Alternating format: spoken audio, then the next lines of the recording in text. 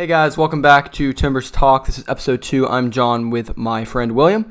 We're going to be talking about the Timbers 4-0 drubbing of the Galaxy and all its spicy play that took place late in the game, as well as the goals and just overall takeaways from the game. We're going to be discussing the Minnesota United 2-game series, which are from 2 different competitions. We'll be talking about the dynamic of those. We're also going to be talking about Atenella, his surgery, and the goalkeeping situation.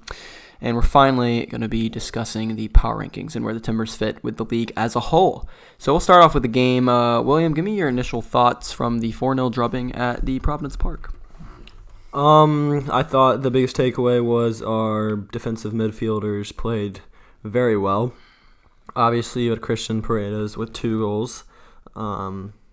He matched his scoring for the rest of the year. And then you also had Zambrano, who started for Diego Chara, and he played well. It's for our first win without Diego Chara in the lineup in Timbers history, so that's a pretty interesting stat. What'd you think, John?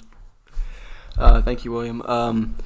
I did not expect the Timbers to win 4-0 with Chara out of the lineup. I thought, and the game was closer than people realized. It went back and forth for a little bit. And then we finally kind of got the third, Paredes' volley, which was just a peach. And, Valeri's goal, we can talk about it all we want. It was an incredible goal. Meg's stare as a defender, puts it in, takes off his shirt. Didn't really see that coming, to be honest, but nonetheless, a great goal.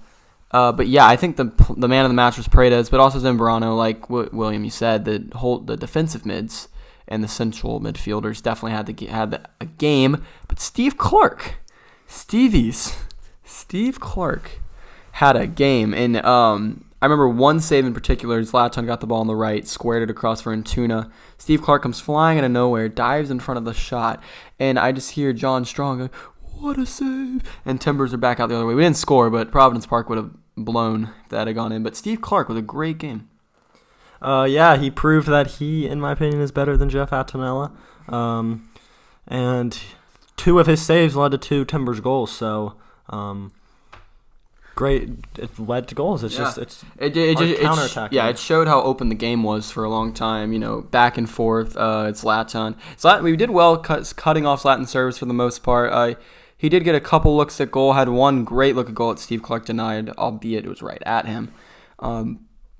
At the end of the game, we could talk about the end of the game. It got a little spicy late. Bobasi got on the score sheet, which is good to see. Bobasi kind of just goes missing during the games, but it's good to see him score, get on the score sheet, get his confidence. But the red cards at the end, Asprilla gets one for Portland. I'm not really sure exactly what he did. I do know Alvarez got the red for kicking the ball at, was it Zambrano or was it Paredes? I think it was Paredes' face. And Polenta from the left back from LA got one at the end too, just for, I guess, pissed off. They lost 4-0 or something. But other than that, and it's a good rivalry, Timbers and LA Galaxy. They did say on the broadcast it was the highest scoring match between 2 teams in MLS history, over the course of all their games. So 4-0, it's a bit one-sided, but I'm not surprised by the amount of goals scored. Moving on. Before we move on, I got one more thing to add. Just watching the game, now this isn't a bad thing, but it's not technically a good thing. I've noticed that Brian Fernandez, he seems to be a little selfish in front of goal. This game could have been 6-0 in my opinion. Obviously, we probably wouldn't have put in those chances, but Brian Fernandez, a lot of the times, he seems to just take the shots because he's just looking for goals. That's what he prides himself on. He's very good at, and I'm glad he's on our team. But a lot of the times, if we just made the extra pass, especially in the counterattack, there would have been a lot of extra goals, and a lot of that was because Brian Fernandez was just teeing off. And the thing about the Timbers is our identity is counterattacking mainly. We have great counterattacking ability. And in this game especially, the extra pass with the Galaxy defense scrambling, the extra pass was important. And, I think Fernandez was more interested in getting on the score sheet, just getting a goal. And that's what you want from a striker, is to have a nose for goal and wanting to put it on frame and force the opposing goalkeeper into saves. But it's a fine balance between, keeping others involved and then looking for your own as a striker. I think a bit more worrisome was his reaction to coming off. He was a little. He did not look happy with Gio. A little animated. When Valeria came off a little after him, he tried to calm him down. But Brian Fernandez is a competitor. I like it. I don't think this is a break in chemistry or anything. I think it's just Fernandez being passionate. And kind of a little clash between Fernandez's personal wishes and Gio's tactical changes. Yeah, we saw the same thing in the Atlanta United game with Pity Martinez. So two kind of that's how you not do it. Two kind of new big time players that came in on big transfers are getting subbed off, but that's we saw the Atlanta one, but that's you can't do it that way because they don't even look at each other. There's always some bad blood between the two anyway, between Pity Martinez and Frank de Boer in Atlanta. I think but the Portland situation, I don't think that was anything to be completely worried about. Moving on, we did talk about Steve Clark's incredible game, and it looks like as he keeps playing like this, he's going to keep the job for the rest of the season. Atenella, just news on the surgery. You want to debrief that? Yes, so Atenella tore his labrum in his right shoulder, so he's on the season-ending injury list, so we will not be seeing any more of Jeff Atenella. But luckily, sold against LAFC. Luckily, we do have Steve Clark. Very fortunate to have another very good keeper on the bench. So it's tough to see. I mean, he did lose the starting job to Steve Clark earlier in the year, and he was out a month earlier, but they realized that it was a tear, so he's now out for the year. So prayers up to Jeffy. Yeah. And it really comes full circle, like we said on the last podcast, where Steve Clark, is the GOAT, not the greatest of all time, but the scapegoat in the 2015 MLS Cup against us, and now he's making incredible saves and hyping up Providence Park. I only remember when it was yesterday when was it Rick? No, it was Ricketts. No, we went Ricketts to Gleason. Did Gleason ever get? I think Gleason. Quaresay to Atenella. Yeah. And now we're on to Steve Clark. The goalkeeping situation. Ricketts was a great player, but Steve Clark definitely, I think, has the job for the time or for the short future, especially season. Well, yes, but he's gonna have to keep putting in good performances, I think. But he's very capable of it. Moving on to the power rankings, let's just talk about.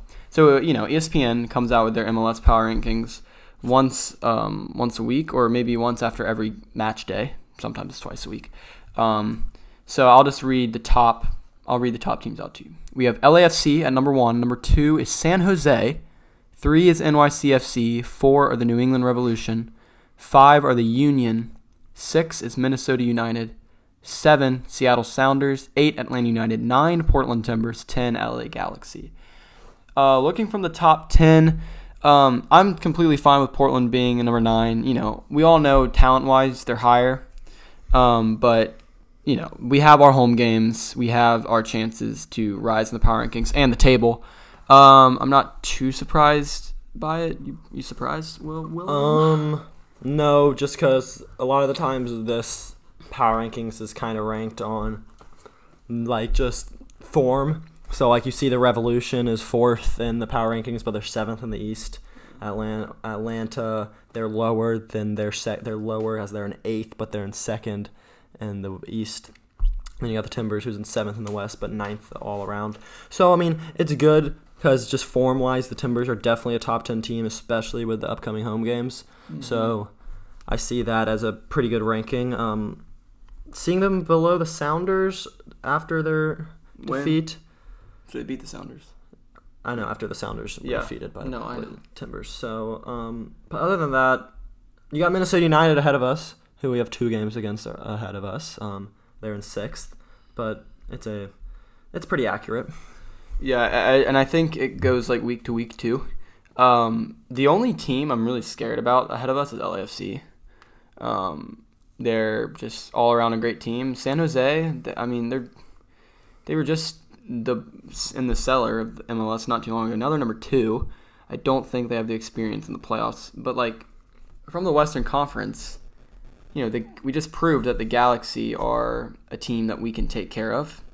But what's important is, I think since we have one of the best home advantages in the league, getting to a top 4 spot, hopefully maybe even a top 3 spot, is going to be really important. I mean, we're only 6 points. Yeah, we're only 7 points. 7 from second. 7 points from second, and that's the Sounders, who I'm pretty sure. And we have a game in hand. Yeah, and we have a game in hand. We got 2 on FC Dallas, who's sitting 2 points ahead of us. So I think the ceiling is 2. I think a good landing spot for Portland is the 3-4 range.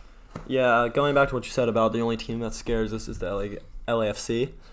They're really good, but we've proven we can beat them because we beat them in the U.S. Open Cup quarterfinals 1-0. Yes. I don't remember if they were playing their first team. They were. I was watching the game. Were we playing our first team? We were playing our first team, too. Okay. Above say... It's U.S. Open Cup. Hey. It's different than MLS playoffs on the road. but yes, but LAFC was at home and they were trying to go for the treble. They're beatable. Yes, they're beatable, but at the same time, I don't see that scoreline happening again. I could see us playing them like how we did at Sporting KC on the road last year. I'd like counterattacking the crap out of them. Out game. That game was insane. So power rankings, I'm not really concerned about where we're placed. The fact that the Revolution are ahead of us is kind of a joke, but that's ESPN for you. Moving on, the last thing we're talking about is the Minnesota United home and not the home and away. It's both away, but the 2-game series with Minnesota United, 2 different competitions, Major League Soccer and U.S. Open Cup. Wouldn't it be something if we pulled out a double, won the U.S. Open Cup and won MLS Cup? Supporter Shield, unfortunately, is probably a little out of hand. We're down 18 points to LAFC. That's probably not going to happen. But it does feel good to reject LAFC of a treble, knocking them out of the U.S. Open Cup. And then we took care of the Galaxy, too, in the U.S. Open Cup, which was also 4-0. They weren't playing their first team. They were here. The thing about the U.S. Open Cup, though, is, it's the competition's, good. And it's good, but, it gets lost sometimes. You don't really watch the games. You don't really pay attention until even it's the semis, and we're playing Minnesota United, and there just isn't much hype around it. It is the North American version of the Champions League. It's the English version of the FA Cup. Yeah. So FA Cup, it's still a work in progress.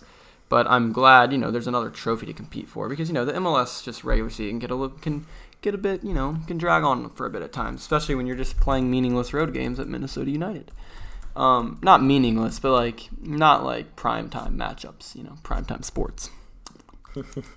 So the winner of the Minnesota United game will play either Atlanta or Orlando, and wouldn't it be something? That's a rivalry. That's great. Wouldn't it be something if we saw Atlanta and Portland again in a final, and that game would be at Mercedes-Benz, and then if denied the winner of Atlanta and Orlando will host the cup.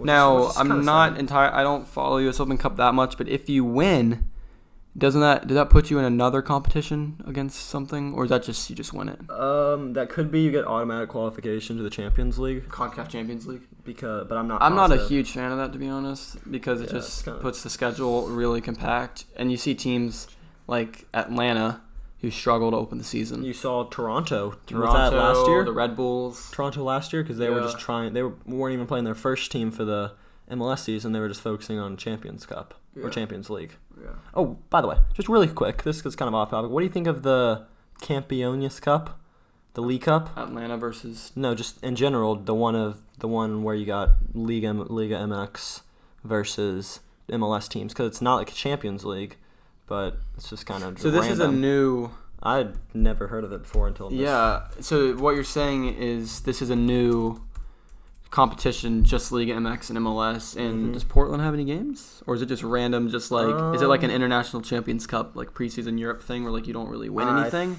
I don't know. The reigning champion is Tigres, and it looks like Atlanta's playing Club America on August 14th. Oh wait, that's the. Is that just the championship? Yeah, that's what it is. Okay, so it's the championship. It's the It's like a Super Cup. Champion of MLS, champion of League MX. It's like the the Super Cup. No, I don't know what it's called. To open up the Premier League season, winner of Champions, winner of FA Cup and Europa League, or something like that. Winner of FA Cup. That's the Super Cup. The Super Cup. Yeah. They also have that. Don't they have the? They have one English Community one. Shield. The Community Shield versus FA Cup, something like that. But there's the Champions Cup. The Campeones Cup, which is Atlanta versus Tigres. I know it has nothing to do with Portland, but it's just interesting to see how MLS is growing, like with different competitions. And then there's also the Leagues Cup, which is more of a format. This is a new tournament. This is where you got, I believe 8 teams, and it's just a mini little tournament. I'm not sure how it works, but anyway, it's just interesting to see MLS, expanding their boundaries. Let's just debrief these Minnesota games quickly. Both on the road, 2 different competitions. Do you think we could take both? Do you think we go for the win in the US Open Cup? It really depends on when each team plays their starters, because I highly doubt that both teams are going to play both their starters in both games. Yeah, that's just a lot, especially how quick is the game? Is the turnaround? We got the game on Sunday and then the game on Wednesday. Yeah, so I think a majority first team for the US Open Cup game. Yeah, I think maybe you see like Zambrano or like more Larea, more bench players. But same Minnesota United, so it'll be the same, it'll be interesting. I think that's a big couple games for Portland to kind of accomplish their goals for the season, because you got to keep gaining ground in the standings, but you also want to, win a semifinal. Do we see Brian Fernandez take a rest? In one of the games, yes, obviously. Yes, in one of the games. He's not playing both games. There's going to be a couple players on here that are probably going to play both games. Okay, yes, probably more defenders, but I could see Bobasi rotating with Andy Polo. You have Asprilla, although Asprilla just got the red card. You have Fernandez. You have Valeri, Blanco, Larea can play.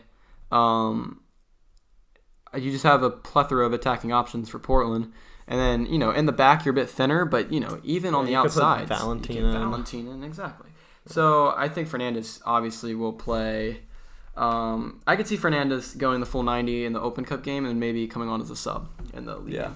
I could see a couple players doing that. League games first, right? I believe. The league game first? The league game's first. Oh, that's interesting. I thought US Open Cup was first. So league game first. So it'll be interesting to see. And I think the league game will kind of set up the US Open Cup game, kind of how that is played. Because, you learn some things about the opponent, and maybe each opponent doesn't want to reveal too much, not give the full starting 11 in the League Cup. It all just depends on which competition they give more.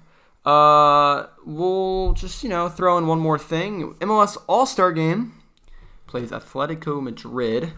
The All-Stars play Madrid on July 31st, which is in 2 days. Wednesday night at 8 o'clock. We'll see Diego Chara. That's it. Valeri didn't make it, which is a robbery. Fernandez didn't make it. Fernandez would have made it because, yes, he was late. So it's interesting how in the past, you have the All-Stars of the MLS playing one team from a more established league. A lot of times it's the second team. Yes, and it's their second team, and it's still close. It's just the All-Stars of one whole league. It's like saying, say, Atletico Madrid's always one of the best teams in La Liga. Say it's the Red Bulls playing against the La Liga All-Stars. That's what this basically is. The Red Bulls get destroyed. It just shows how far MLS has to catch up, but it also shows, how far they've come, It's becoming more equal with these great teams. And plus, if you're going to take a La Liga All-Star team, it's basically going to come from 3 teams. Yeah. Barcelona. Atletico Madrid is basically an all-star team from a lot of the other, La Liga teams. Mm-hmm. So, people will like to say, MLS is a retirement league. MLS is nowhere near La Liga. Well, yes, but at the same time, the MLS All-Stars, I think, could beat, Levante, right? Oh, yeah. I don't know. But, MLS All-Star Weekend has become a lot, or All-Star 2 days has become a lot better than the past. Now we have the skills competition going on tomorrow night. Where the homegrown game. João Felix, Rooney, Kaká is actually doing it. Or he's judging it, sorry. But it's kind of disappointing to see no Tim Bruce, especially Valeri. You have Chara. Yeah, but in my opinion, Valeri needs to be in it. Well, the thing when you're a great player like Valeri, people kind of expect you to do things that you are capable of doing. Like, Valeri is having a good season. He just hasn't put up the numbers. He just hasn't put up the numbers. He's still just as impactful for the team. He just hasn't put up the numbers. And he's put up insane numbers in the past, so people feel like in order for him to make the All-Star team, he's got to match those insane numbers, whereas he's probably just as good now. It's just, he's got Fernandez on his team now. Yeah, he's just feeding Fernandez. But I think it's great. MLS All-Star Weekend has grown. I think MLS in general is taking a good step in the right direction. The league's more competitive. There's more foreign talent in the league, more young foreign talent, and young American talent as well. But I think that's all we got. Big upcoming 2-game series with Minnesota United. And credit to them. They've definitely grown over the past couple seasons from their baby expansion days. So it should be a good one. Hopefully Timbers can take care of both. If not, maybe snag a win or a draw. Definitely, hopefully, the win in the US Open Cup. I'd like to see them compete for a trophy. That'd be awesome. That's all we got from episode 2. Come back for episode 3, which will be after both games. Both Minnesota games. We'll come back after that. That's all we got. Peace.